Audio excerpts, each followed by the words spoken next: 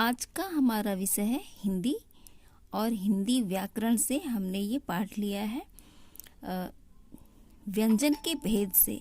जैसा कि हम जानते हैं व्यंजन के 3 भेद होते हैं, स्पर्श व्यंजन, अंतस्थ व्यंजन और ऊष्म व्यंजन। तो आज हम ऊष्म व्यंजन के बारे में जानेंगे कि कौन कौन से वर्ण हैं जो ऊष्म व्यंजन में आते हैं। तो सबसे पहले ऊष्म व्यंजन, इसका मतलब हम समझ लेते हैं। वर्ण के 2 भेद होते हैं, स्वर और व्यंजन। ऊष्म का मतलब होता है गर्मी। जैसे नाम से ही हमें ऐसा लग रहा है कि कुछ उष्मा, गर्मी, ऊष्म का मतलब हुआ। तो आज हम जानेंगे कि इसका मतलब है क्या, कौन कौन से वर्ण हमें समझने हैं इस पाठ में। चलिए थोड़ा सा मैं बता देती हूँ ऊष्म व्यंजन की परिभाषा। जिन व्यंजनों के उच्चारण में हवा के रगड़ खाने के कारण मुख से उष्मा या गर्मी निकलती है, वे ऊष्म व्यंजन कहलाते हैं। जैसे ऊष्म व्यंजन में 4 वर्ण आते हैं, तालव्य श, मूर्धन्य श, दंत श और ह। तो आज हम चित्र के माध्यम से इन शब्दों, इन वर्णों के उच्चारण स्थान को समझेंगे। कई बार हमें यह पूछा जाता है कि उच्चारण स्थान बताइए, श, श, ह, इन वर्णों के उच्चारण स्थान बताइए। तो कई बार हमें यह समझ में नहीं आता है कि कौन से स को हम किस स्थान से बोलते हैं। जैसे कई बार परीक्षाओं में इसके, चाहे वो कंपटीशन एग्ज़ाम हो या फिर कभी आप इंटरव्यू देने जा रहे हैं, हिंदी टीचर के लिए इंटरव्यू देने जा रहे हैं, साक्षात्कार देने जा रहे हैं, तो कई बार हमें इन शब्दों को इस भ्रमित तरीके से पूछ दिया जाता है कि हम समझ नहीं पाते हैं कि इसका स्थान कहाँ है और क्या हो सकता है। तो आज हम इस चित्र के माध्यम से समझेंगे कि इन वर्णों का स्थान क्या है। जैसे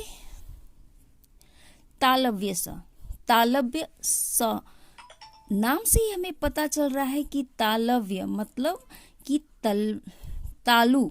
जैसे मुख के अंदर जीभ के ऊपर वाला भाग।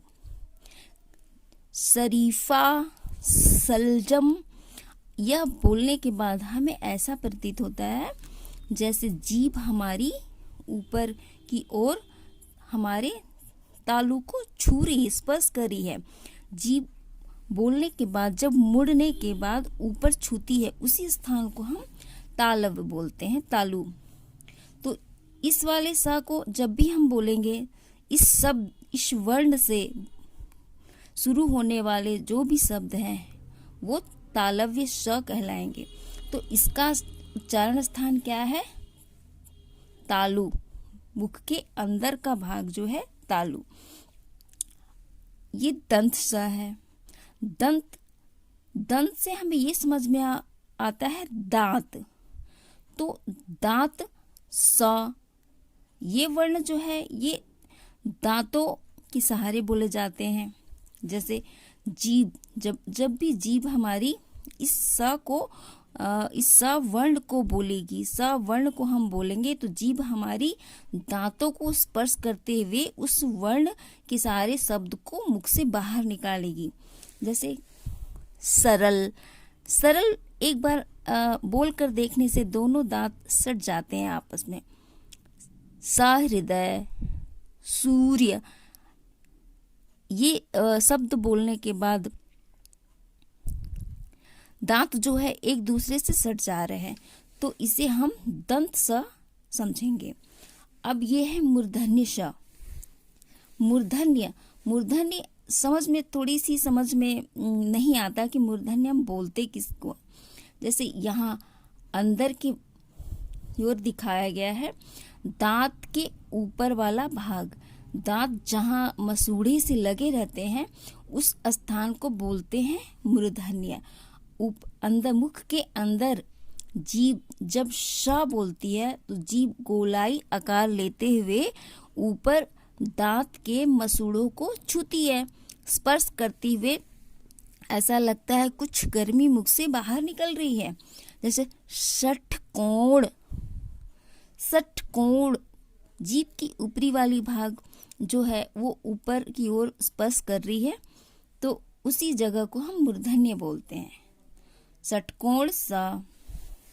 षष्ठ, एक बार बोल कर देखिए, हमें यह पता लग जाएगा कि कहाँ से बोला जा रहा है इस वर्ण के स्थान को। ह, ह, ह जानने में हमें ज़्यादा परेशानी नहीं होती क्योंकि यह कंठ से है। जैसे हृदय, हरा, हरियाली, या इन शब्दों को बोलने पर ऐसा लग रहा है गले में बल पड़ रहा है, तो इन शब्दों को हम कंठ से ऐसा लग रहा है गले से ही बोल रहे हैं। सा, इन 4 वर्ण हैं जो ऊष्म व्यंजन की श्रेणी में आते हैं। ये ह उतना नहीं पूछा जाता जितना कि ये 3 सा है। कहीं भी प्रतियोगिता परीक्षा इंटरव्यू में अगर आप जाते हैं तो कहीं न कहीं इन तीनों सा को लेकर एक बार प्रश्न जरूर ही किया जाता है, या जितने कंपटीशन एग्जाम होते हैं इन सा को लेकर इनके उच्चारण स्थान को जरूर पूछा जाता है। तो इसलिए इन शब्दों को हमें बहुत ही बारीकी से समझ लेना चाहिए कि इनका उच्चारण स्थान है क्या।